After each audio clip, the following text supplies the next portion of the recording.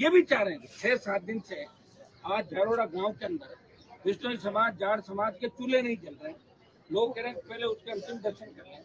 शर्म आनी चाहिए सरकार को, और शर्म आनी चाहिए हमारे मंत्रियों को, हमारे जनप्रतिनिधियों को। एक विधायक बैठा, एक सांसद है, बाकी कहाँ चले? ये आप तो सोशल मीडिया के माध्यम से अब आए जो उनसे सवाल जवाब करना, और हम कोई पहली बार किसी के लिए नहीं आए।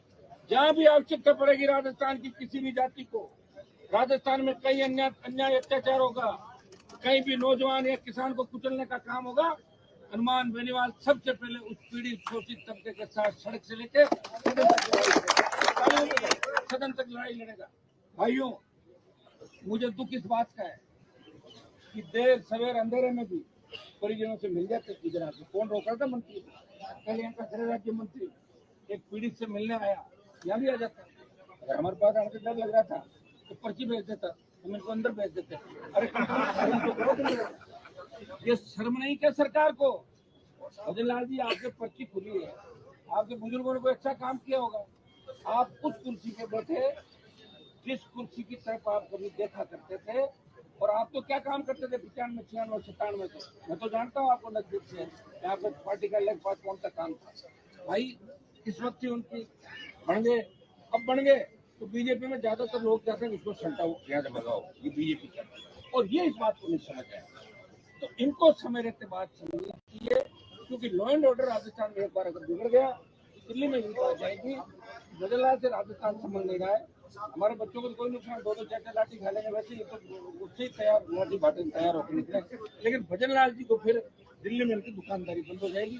भजन लाल जी, हमने तो ये भी कह दिया कि आप अगर चाहो कि आंदोलन आरएलपी और कांग्रेस के लोग मिलकर कर रहे हैं, तो हम यहाँ बैठे हैं, आप अपने घर पे परिजनों को बुला लो, उनकी बात कर लो, और घर से ही आप जारी कर दो बयान की मांगे मान ली, हम ऐसे चले जाएंगे। ठीक बात है कि नहीं? और अब आप चाहो कि हम पुलिस से डराए, जाब्ता लगाएं, ये करें वो करें, ये जाब्तों से पुलिस डरने वाले हम लोग नहीं, या तो हम लास्ट तक ये चाहते हैं कि लॉ एंड ऑर्डर नहीं बिगड़े, लेकिन हम कमजोर भी नहीं। एक बार अगर हमारे बच्चों की तरफ गलत परिस्थिति से देख भी लिया, और हमारे बच्चों पर अगर लाठी पुलिस ने चलाई, तो उसके दूरगामी परिणाम क्या होंगे ये भी पूछना। एक बार यहाँ महेंद्र चौधरी आई थी बाड़मेर के, उन्होंने लाठी चलाई थी, और लोकसभा का उनका टिकट में नाम आया, टिकट बांटने के बगल में मैं बैठा था, मैंने कहा इसको नहीं देना, इसको।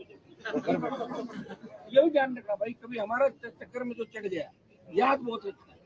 एक हमारी आदत है, भूलते नहीं।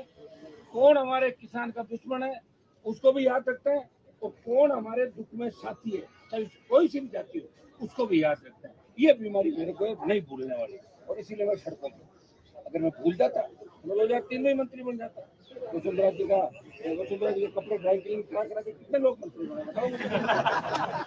कितने लोग साहब के करके बने, तो बनते हैं, उनका भाग्य होगा। मुझे नहीं बनना किसी के अंदर में, बन भी जाऊँ तो काम नहीं कर सकूंगा, 2 दिन बाद वापिस बाहर आ जाऊंगा। मुझे आपके चेहरे पे जो मेरे प्रति प्रेम दिख रहा है, जो जोश और जज्बा दिख रहा है, जिस तरह नौजवान एक आवाज में निकल पड़ते हैं, और मिलिट्री और पुलिस से नहीं दिखते, वो अपने नेता को अपना भाई मानते, परिवार मानते। मैं भी आपको आश्वस्त करता हूँ, कभी आपको धोखा नहीं दूंगा, सत्ता में आपकी एंट्री कराऊंगा, सबको मौका मिलेगा, एक दूसरे को साथ लेकर चलना है, नशे की प्रवृत्ति से दूर रह के हमारे छोटे भाई कैसे कामयाब हो, इस तरह हम सत्ता के अंदर इतनी तादाद के अंदर सरकारी नौकरी में आ जाए कि हमें इस तरह दूसरे इलाके के लिए कोई अगर